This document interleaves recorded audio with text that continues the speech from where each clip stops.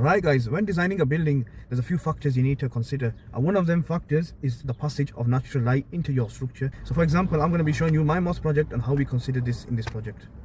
So we look here, this is the old design. So we had the actual ablution facility here and we had the toilets here. What you have to consider is that's the north line there, if you draw a compass.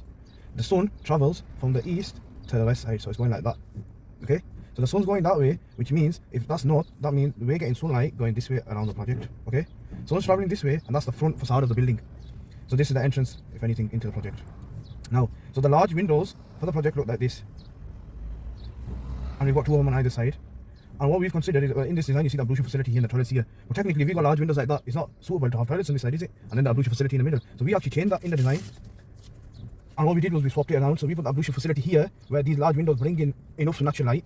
And we have the toilets a bit further back. So rather than having them at the front, we had them in the middle. Another thing we considered was at the side, there's all these windows. So rather than making them large windows, we made them a bit slim like this.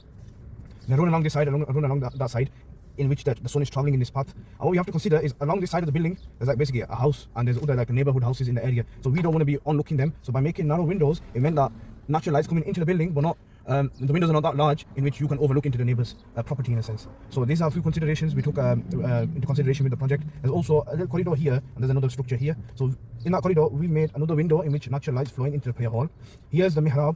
We made another window here in which natural light's flowing in. These are factors you have to consider when you're designing such buildings. This is the mosque project that I'm making in Pakistan. So come through and support this project.